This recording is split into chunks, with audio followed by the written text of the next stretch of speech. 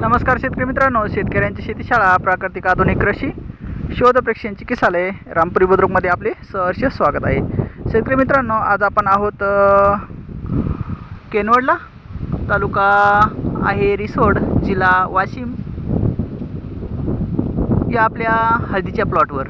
मित्रांनो, इथं एक मला या प्लॉटमध्ये पाहायला मिळालं की जे हे प्रॉब्लेम आहे हे व्हायरल इन्फेक्शन आणि काय होतं की ज्यावेळेस माउचर हमेशा पानावर राहतं त्यावेळेस हे फंगल इन्फेक्शन वाढू लागतं। तर याला रोखण्यासाठी रेग्युलर स्प्रे 7-7 दिवसाच्या अंतराने घेणं गरजेचं आहे।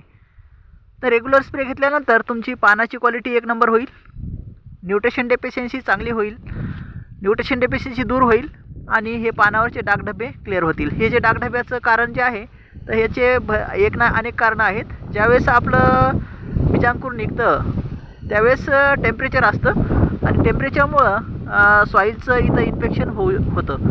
दुसरी गोष्ट, ज्यावेळेस आपला अंकुर एकदम कोमल असतो त्यावेळेस पण याला विजा होते आणि मोठं पान झाल्यानंतर ती जास्त आपल्या पानावर जाणवते, हे कारण आहे। आणि दुसरं कारण म्हणजे की जर समजा न्यूट्रिशन डेफिशियन्सी जर आपल्याला दिसत असेल तर त्यामध्ये humic acid, pH बॅलेन्सर, organic carbon आणि NPK सेकंडरी न्यूट्रिशन आणि मायक्रोन्यूट्रिशन याची एक फवारणी घेणं अत्यंत गरजेचं आहे। ती जर आपण घेतली तर आपलं पीक हे चांगल्या पद्धतीनं ग्रो करेल। आणि दुसरी गोष्ट मित्रांनो, तण देई धन हे तुम्ही ऐकलं आहे का? ज्या रानामध्ये तण आहे त्याच रानामध्ये धन चांगलं असतं, लक्षात। कारण जसं माणूस हा समूह प्रिय आहे तसं वनस्पती पण समूह प्रिय आहे, लक्षात। माणूस जसा माणूस आणि वनस्पती सारखंच आहे। माणसाला जसं माणसापासून दूर राहावं असं वाटत नाही तसं वनस्पतीला पण झाडपाला तणापासून दूर राहावं असं वाटत नाही। जर समजा तण असेल आपल्या पिकामध्ये जास्त तर आपलं धान पण चांगलं असेल, ही गोष्ट लक्षात घ्या। तण देई धन हे शब्द लक्षात ठेवा। आणि दुसरी गोष्ट, तणविरहित धान जर आपण ठेवलं, तणविरहित जर धान आपण ठेवलं तर तण जे न्यूट्रिशन उचलतं ते न्यूट्रिशन आपल्या पिकाला मिळतील आणि आपल्याला वेगळा खत टाकायची गरज पडणार नाही, लक्षात। तर यासाठी महत्त्वाचं आहे की तणविरहित धान ठेवा। याचा अर्थ असा नाही की लगेच मी सांगितलं म्हणजे तणनाशकाचा फवारा घेऊन चला, अजिबात नाही। कारण तणनाशक वापरूच नका, ह्या ध्येयानं चालणारे आहोत आम्ही। कारण तणनाशक आपल्याला आपल्या बांधाच्या बाहेर, गावाच्या बाहेर, तालुक्याच्या बाहेर, जिल्ह्याच्या बाहेर, राष्ट्राच्या बाहेर आणि देशाच्या बाहेर पाठवायचं आहे। कारण मित्रांनो, तणनाशकामुळं एक ना अनेक नुकसान आहेत। जर नाईलाज असेल, जर समजा पाऊस चालू असेल आणि खुरपण आपल्याच्यानं होतच नसेल, डवरणी होतच नसेल तर त्यावेळेस नाईलाज असतं आपण एखादी तणनाशकाची फवारणी घेऊ शकतो, पण कायमस्वरूपी नाही। कायमस्वरूपी तणनाशकाचा वापर टाळा, तणनाशकाचा वापर करूच नका असं मी मार्गदर्शन करेल।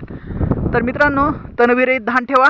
दुसरी गोष्ट, जे आपले डोस आहेत नत्र, स्फुरद, पालाश, कॅल्शियम, मॅग्नेशियम, सल्फर, जस्त, लोह, मंगल, बोरॉन, कॉपर, मॉलिब्डेनम आणि क्लोरीन, तर हे व्यवस्थित प्रति दीड महिन्यांनी म्हणजेच 90 दिवसांनी कंप्लीट करा। हळदीची जर प्लॅन्ट ग्रोथ जर पाहिली आपण तर हळदीची प्लॅन्ट लाईफ आहे 9 महिने सरासरी, 9 महिने। तर 9 महिन्यामध्ये आपल्याला जी ग्रोथ दिसते तर ती ग्रोथ जर व्यवस्थित ठेवायची असेल तर आपल्याला 3-3 महिन्याला आपल्याला स्प्रे करणं गरजेचं आहे। तर 3-3 महिन्याला जर आपण स्प्रे केला, 90 दिवसाला खताचा डोस जर दिला तर त्यामध्ये चांगलं व्यवस्थापन होऊन जाईल आणि आपलं पीक आपल्या शेतामध्ये चांगल्या पद्धतीनं दिसायला लागेल। हे आहे मित्रांनो प्लॅन्टचं न्यूट्रिशन मॅनेजमेंट। दीड महिन्याने जर आपण केलं तर चांगल्या पद्धतीने तुम्हाला तिथं आपल्या पिकामध्ये आपलं परफॉर्मन्स चांगलं पाहायला मिळेल आणि भरघोस आणि दर्जेदार उत्पादन आपल्या शेतामध्ये आपल्याला मिळून जाईल। थँक्यू मित्रांनो, wish you all the best. जय हिंद, जय हिंद, जय भारत, वंदे मातरम। कसा वाटला प्लॉट लाईक शेअर कमेंटमध्ये सांगा आणि आपल्या प्लॉटमध्ये जर काही अडचणी येत असतील तर त्या अडचणी आमच्या कमेंटमध्ये सांगा, तुम्हाला त्याचं सोल्युशन मिळेल। जय हिंद, जय भारत, वंदे मातरम।